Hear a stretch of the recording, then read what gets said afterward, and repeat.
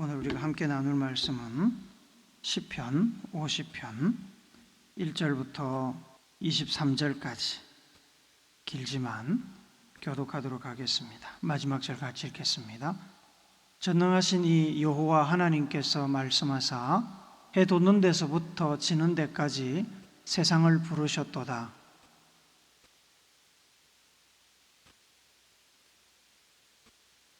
우리 하나님이 오사 잠잠하지 아니하시나니 그 앞에는 삼키는 불이 있고 그 사방에는 광풍이 불리로다.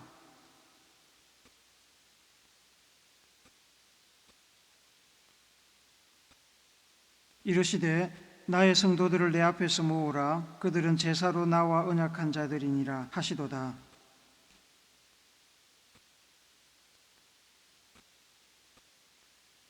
내 백성들아 들을지어다. 내가 말하리라. 이스라엘아 내가 내게 증언하리라. 나는 하나님 곧 내 하나님이로다.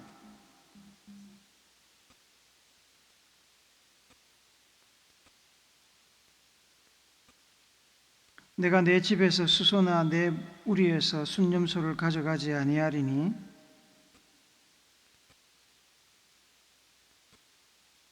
산의 모든 새들도 내가 아는 것이며 들의 짐승도 내 것이미로다.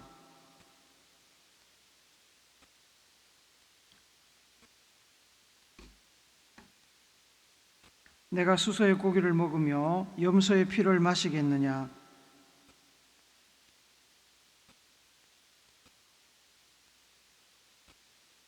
환난 날에 나를 부르라. 내가 너를 건지리니 내가 나를 영화롭게 하리로다.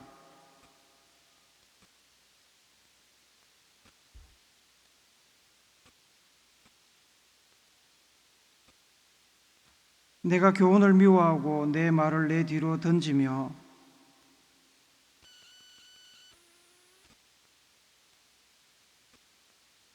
내 입을 악에게 내어주고 내 혀로 거짓을 꾸미며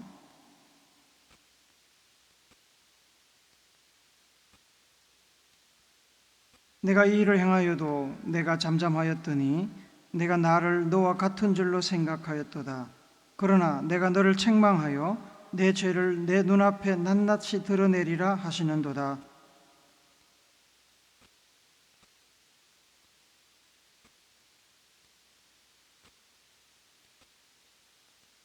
같이 읽습니다.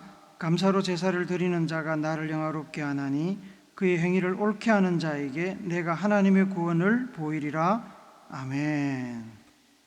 몇 년 전에 유명했던 드라마 중에 이한희 배우가 주연했던 드라마가 하나 있었습니다. 이한희 배우는 그 드라마에서 자수성가한 현직 검사였습니다.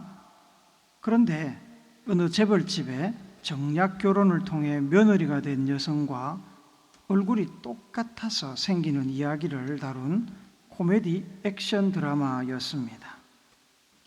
극 중에서 검사 이한희 배우는 사고로 기억을 잃습니다.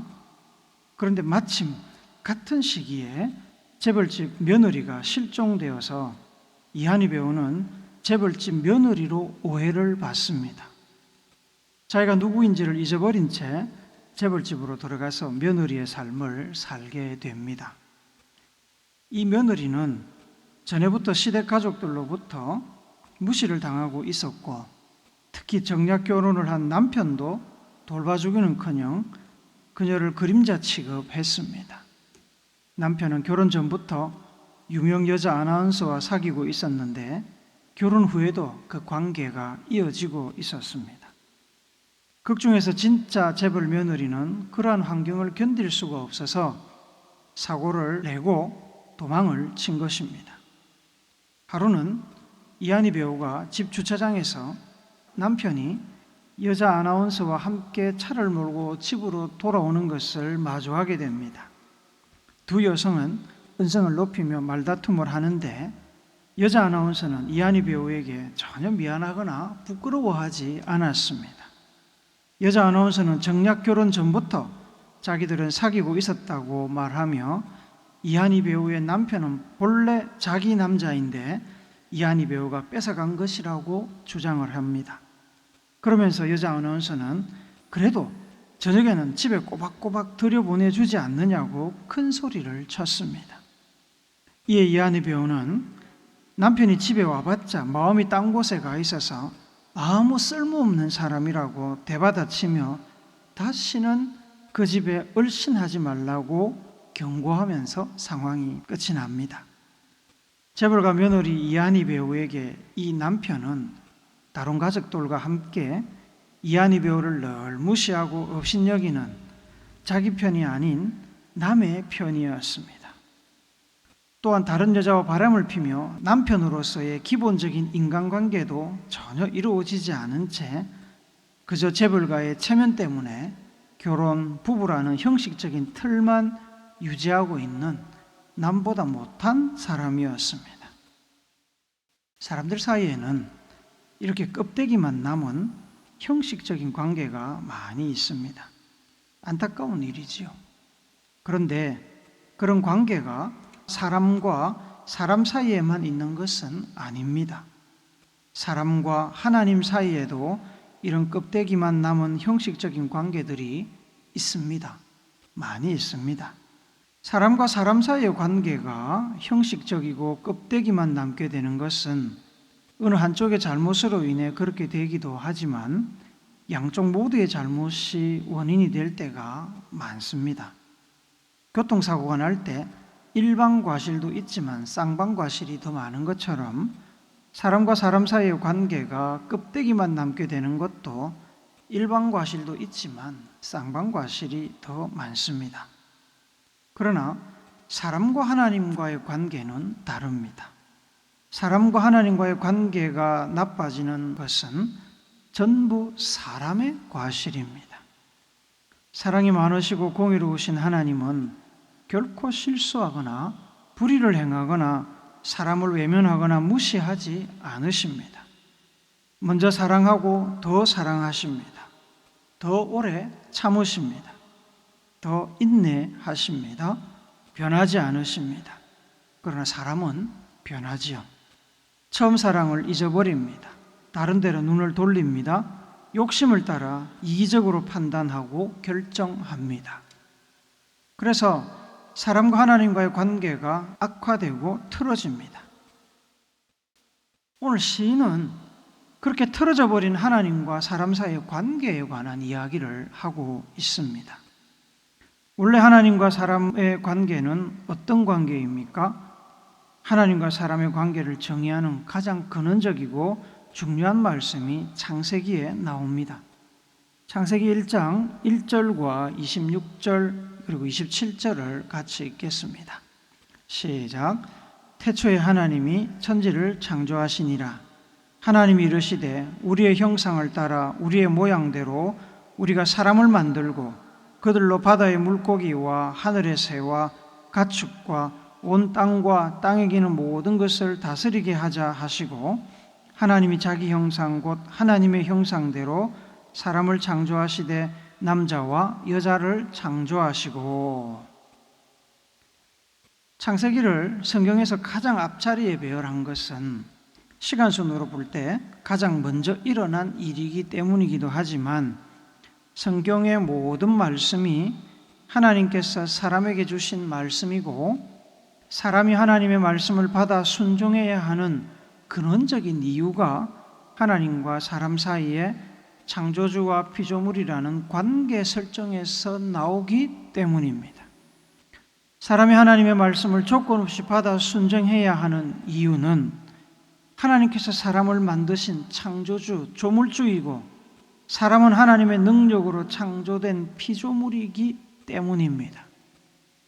컴퓨터나 스마트폰과 같이 소프트웨어가 탑재되어 확장성이 있는 기계들은 처음 구입하고 나서 시간이 지나면 업데이트를 받게 됩니다. 기계를 더 좋은 상태, 더 유용한 상태로 만들고 유지하기 위해서 꼭 필요합니다. 잘 모르거나 귀찮다는 이유로 업데이트를 하지 않는 분들이 있는데 그것은 보안상의 문제를 일으키고 기계의 활용성을 떨어뜨릴 수 있습니다. 어떤 업데이트는 심각한 보안 문제로 인해서 강제적으로 업데이트를 해야 하는 때도 있습니다. 돈을 내는 것도 아니고 기계를 더 좋게, 더 안전하게 만드는데 업데이트를 거절할 이유가 없지요. 처음부터 하나님을 창조주로 사람을 피조물로 관계를 설정하는 이유는 하나님의 말씀이 사람들의 삶을 더 가치 있게 만들고 더 안전하게 만들고 더 창조 목적에 부합되게 만드는 업데이트와 같은 것이기 때문입니다. 말씀을 주시면서 하나님께서 돈을 내라고 한 적이 없습니다. 무료로 사람의 삶을 업데이트하기 위해서 여러 선지자들과 심지어 하나님의 아들까지 보내셨습니다. 우리의 유전자 속에 심어놓은 하나님의 형상과 모양이 죄로 인해 고장이 났습니다. 그냥 두면 계속 문제를 일으킵니다. 사람이 존재 목적대로 제대로 삶을 이어가려면 반드시 말씀으로 업데이트를 해야 합니다. 그 근거가 되는 것이 하나님은 우리의 창조주이시고 그래서 우리를 가장 잘 아시는 분이며 우리는 하나님의 피조물이라는 그 관계 설정입니다. 사람의 존재 목적에는 여러 가지가 포함이 되어 있는데 그 중에 잊지 말아야 할 중요한 것 하나가 이사야서 43장 21절에 나옵니다. 같이 읽습니다. 시작. 이 백성은 내가 나를 위하여 지었나니 나를 찬송하게 하려 함이니라. 하나님께서 우리를 창조하신 목적, 그래서 우리가 존재하는 목적 중에 꼭 기억해야 할 하나는 바로 피조물인 우리가 창조주 하나님을 찬송 예배하도록 창조되었고 지금도 그 목적을 위해서 존재한다는 사실입니다. 이것을 오늘 우리가 읽은 시편에서도 언급하고 있는데 5절 말씀 우리 한번 더 읽어봅시다. 시작. 이르시되 나의 성도들을 내 앞에 모으라. 그들은 제사로 나와 언약한 이들이니라 하시도다. 하나님께서 아브라함을 불러서 하늘의 별과 같은 많은 자손을 주겠다고 약속하신 뒤에 하나님께서는 아브라함에게 제물로 쓸 짐승을 준비시켜서 언약식을 거행하십니다. 고대 근동지방에서는 중요한 계약을 할 때 짐승을 반으로 갈라서 좌우로 눕혀놓고 당사자들이 그 사이를 지나가는 것으로 계약을 확정했습니다. 생명을 두고 맹세를 하는 겁니다. 약속을 어기면 반으로 잘린 그 짐승처럼 될 것이라는 무서운 경고이기도 합니다. 5절에서 이 제사는 제물을 말합니다. 곧 희생 제물을 의미합니다. 아브라함은 하나님께 희생 제물을 드리며 언약을 맺었습니다. 이것이 나중에 하나님께 동물을 희생 제물로 드리는 제사로 그 개념이 확대되었습니다. 희생 제물은 사람이 희생 제물은 사람이 하나님께 드리는 마음이나 정성인 동시에 하나님과의 언약을 하나님과 사람 상호 간에 되새기는 상징물입니다. 하나님과 백성들이 제사로 언약을 맺은 관계라는 것은 결국에 하나님과 백성들이 예배하는 관계라는 말입니다. 하나님은 예배를 받으시고 백성들은 예배를 드리는 관계입니다. 그래서 이스라엘 백성들은 하나님의 명령을 따라 열심히 제사를 드렸습니다. 매일 아침 저녁으로 제사를 드리고 안식일마다 각종 다양한 절기마다 그리고 특별한 시기에 하나님과의 관계 회복이나 소원을 빌기 위해서 제사를 드렸습니다. 피조물인 백성들은 창조주이신 하나님께 제사, 곧 예배를 드리는 존재임을 제사를 통해 예배를 통해 잊지 않고 기억을 했습니다. 그런데 제사를 드리고 받는 관계, 곧 하나님께 예배를 드리고 받는 관계에 문제가 생겼습니다. 하나님의 말씀은 단지 제사 행위, 예배 행위 하나로 끝나는 것이 아니지요. 예배만 잘 드리면, 제사만 잘 드리면 모든 것이 오케이라면 얼마나 편하겠습니까? 하지만 하나님께서는 사람이 하나님의 여러 가지 창조 목적에 부합되는 삶을 살기를 기대하십니다. 제사는 사람의 창조 목적 중에 가장 중요한 하나입니다. 그러나 전부는 아닙니다.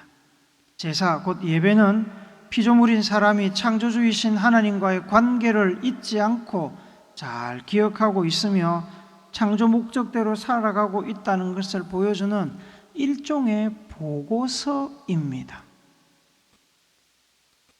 그런데 보고서가 똑같다고 보고서를 작성하는 과정이 다 똑같은 것은 아닙니다. 어떤 사람은 옆 사람의 보고서를 베끼기도 하고, 어떤 사람은 거짓말을 하기도 하고, 어떤 사람은 다른 사람들보다 더 열심히 보고서를 준비하기도 하지요. 그러면 하나님의 관심은 보고서 자체에 있을까요? 아니면 보고서를 만드는 과정에 있을까요? 보고서 자체도 굉장히 중요한 겁니다. 틀이 무너지면 그 틀 안에 담긴 정신이나 이념 혹은 가치도 변질됩니다. 그래서 보고서도 말씀대로 잘 유지하는 것이 중요합니다. 하지만 눈에 보이는 틀만 잘 유지한다고 해서 그 안에 담겨 있는, 그 안에 담아야 할 정신이나 이념 혹은 가치가 변질 없이 자동으로 유지되는 것은 아닙니다. 보고서가 진실한 보고서가 되려면 보고서를 작성하는 과정도 정직하고 진실해야 합니다. 예배가 진실한 예배가 되려면 예배를 준비하고 드리는 사람의 삶과 그 예배를 준비하는 과정도 진실해야 합니다. 하나님께서는 사람이 예배에 어울리는, 예배에 걸맞은 삶을 살기를 기대하십니다. 시편 50편에 보면 하나님께서는 예배를 드리는 자들의 삶을 지금 책망하고 계십니다. 17절부터 20절까지 우리가 같이 읽어봅시다. 시작. 내가 교훈을 미워하고 내 말을 내 뒤로 던지며 도둑을 본즉 그와 연합하고 간음하는 자들과 동료가 되며 내 입을 악에게 내어주고 내 혀로 거짓을 꾸미며 앉아서 내 형제를 공박하며 내 어머니의 아들을 비방하는도다. 하나님의 백성들이 이렇게 살고 있었습니다. 이렇게 살면서 하나님께 제사를 드려야 한다면서 율법을 언급하고 율법에 따라 제사를 열심히 드리고 있었습니다. 하나님이 기뻐하지 않으셨습니다. 그래서 16절에 보시면 하나님께서 악인에게는 하나님이 이르시되 내가 어찌하여 내 율례를 전하며 내 언약을 내 입에 두느냐라고 책망하십니다. 삶은 엉망인데 제사만 잘 드리고, 삶은 엉망인데 율법을 머리에 다 넣고 입으로 외운들 하나님께서 그것을 기뻐하시겠냐는 것입니다. 미워하십니다. 오히려 가정스럽게 보십니다.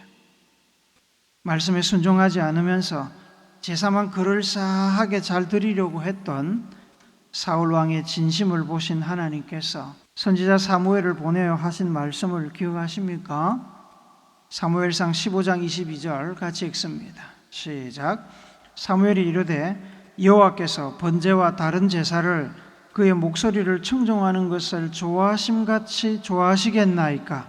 순종이 제사보다 낫고 듣는 것이 순양의 기름보다 나으니. 사람이 완벽할 수는 없습니다. 죄를 지을 수 있습니다. 의도적으로 하나님을 속이려고 하는 그런 어리석은 경우가 아니라면, 죄를 지을 경우 회개하면 하나님께서는 다 용서하시고 받아주십니다. 그러나 교만하고 어리석은 사람들이 하나님을 속이려고 하는 것이 문제입니다. 하나님의 마음은 이렇습니다. 시편 51편 16절 17절 우리 같이 한번 읽어봅시다. 시작. 주께서는 제사를 기뻐하지 아니하시나니 그렇지 아니하면 내가 드렸을 것이라. 주는 번제를 기뻐하지 아니하시나이다. 하나님께서 구하시는 제사는 상한 심령이라. 하나님이여 상하고 통회하는 마음을 주께서 멸시하지 아니하시리이다. 사람이 완전하지 않을 것을 하나님이 어떻게 모르시겠습니까? 만드신 분이 모르실 리가 없죠. 아십니다. 하나님께서는 사람이 회개하고 통회하는 자세로 하나님 앞에 나오기를 바라십니다. 삶에서 실패한 것은 실패를 인정하고 보고서에 실패했다고 쓰면 됩니다. 삶에서 실패해놓고 보고서에서는 멀쩡한 척 아무 일도 없는 것처럼 거짓말하는 것을 하나님이 싫어하십니다. 그들이 드리는 제사를 기뻐하지 않으십니다. 반면에 진심으로 회개하는 자는 용서하십니다. 죄를 통회하는 마음으로 드리는 제사를 멸시하지 않으시고 받아주십니다. 백성들이 말씀을 어기며 악한 삶을 살고도 하나님께 그럴싸한 제사와 예배를 드리는 것을 하나님은 지켜보고 계십니다. 인내하며 참으십니다. 돌이키기를 기다리시는 겁니다. 하나님이 인내하시면서 아무 액션도 취하지 않고 기다리고 계시니까 사람들은 자기들이 제대로 잘 살고 있다고 착각합니다. 그래서 하나님께서 경고하십니다. 21절 말씀 같이 읽어봅시다. 시작. 내가 이 일을 행하여도 내가 잠잠하였더니 내가 나를 너와 같은 줄 생각하였도다. 그러나 내가 너를 책망하여 내 죄를 내 눈앞에 낱낱이 드러내리라 하시는도다. 하나님께서 잠잠하시다고 하나님이 나하고 똑같은 종류라고 착각하면 안 됩니다. 하나님께서 참고 있는 것이지 하나님이 우리의 악행과 죄를 잘한다고 인정하시는 것이 아닙니다. 하나님 그런 분 아닙니다. 하나님은 우리가 영과 진리로 예배드리기를 기대하십니다. 요한복음 4장 23절 24절 말씀 같이 읽읍시다. 시작. 아버지께 참되게 예배하는 자들은 영과 진리로 예배할 때가 오나니 곧 이때라. 아버지께서는 자기에게 이렇게 예배하는 자들을 찾으시느니라. 하나님은 영이시니 예배하는 자가 영과 진리로 예배할지니라. 영과 진리로 예배를 드린다는 것은 성령에 이끌려서 진리의 말씀을 따라서 예배를 드리는 것을 말합니다. 성령에 이끌리는 사람은 악을 행하거나 악을 이용하거나 하나님을 속이지 않습니다. 진리를 따르는 것은 진리인 말씀에 순종하는 것입니다. 진리의 말씀에 순종하려면 성령의 인도가 있어야 하지요. 진리를 따르는 것은 불편하고 때로 손해를 보는 일이기에 사람이 타락한 본성으로 진리를 따라갈 수 없습니다. 성령의 인도를 받아야 됩니다. 진정한 예배를 하나님께 드리려면 성령의 인도를 따라 말씀에 순종하는 삶이 동반되어야 합니다. 그런데 그렇게 살지 않고 삶은 욕심을 따라 엉망으로 살면서 예배만 겉으로 화려하게 멋지게 많은 짐승을 잡아 드린다고 하나님께서 기뻐하시는 것이 결코 아닙니다. 오히려 하나님은 책망하시며 죄를 낱낱이 드러내실 것입니다. 삶이 동반되지 않는 위선적인 예배를 드리는 사람을 하나님께서는 찌저리니 건질 자가 없으리라고 경고하십니다. 그래서 시인은 본문 6절에서 뭐라고 얘기하냐면 하늘이 그의 공의를 선포하리니 하나님 그는 심판장이시미로다. 하나님이 심판하시는 분이야 라고 경고를 지금 하고 있습니다. 하나님께서 기대하시는 것은 삶이 동반되지 않는 채 그저 멋지게 화려하게 엄청난 재물을 드리는 그런 제사가 아닙니다. 하나님께서 재물이 없어서 불평을 하십니까? 온 세상이 다 하나님의 것인데 영이신 하나님께서 굳이 짐승의 피를 원하시겠습니까? 하나님께서 기대하시는 것은 말씀에 순종하는 의로운 삶입니다. 하나님의 말씀에 순종하여 하나님의 뜻대로 사는 삶입니다. 그렇게 말씀에 순종하여 사는 사람은 자신의 삶이 하나님의 은혜임을 잘 압니다. 사람이 아무리 노력해도 완전해질 수 없음을 알기에 하나님의 심판을 받지 않고 오히려 복을 받고 사는 것이 그저 하나님의 은혜이며 선물인 것을 너무나 잘 압니다. 삶이 하나님의 은혜와 선물임을 아는 사람은 하나님께 감사를 드립니다.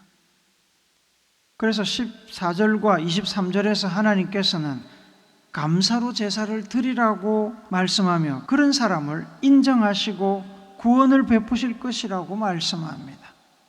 14절과 23절 한 번 더 같이 읽습니다. 시작. 감사로 하나님께 제사를 드리며 지존하신 이에게 내 서원을 갚으며 감사로 제사를 드리는 자가 나를 영화롭게 하나니 그의 행위를 옳게 하는 자에게 내가 하나님의 구원을 보이리라.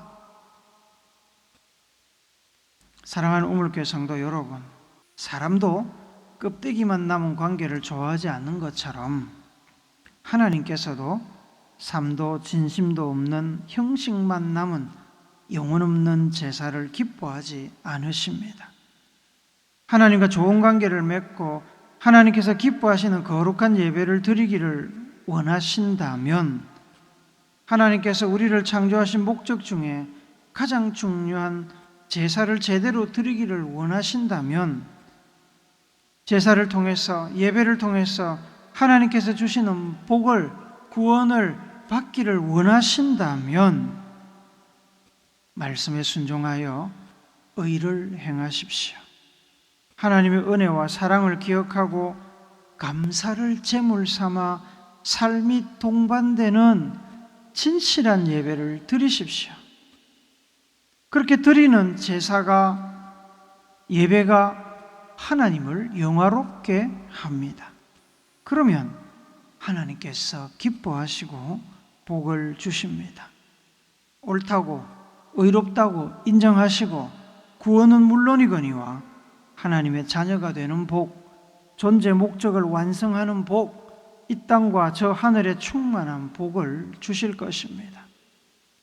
감사로 제사를 드리는 참된 예배자가 되어서 하나님을 기쁘시게 하는 우리 모두가 되기를 예수님의 거룩하신 이름으로 축복합니다. 아멘.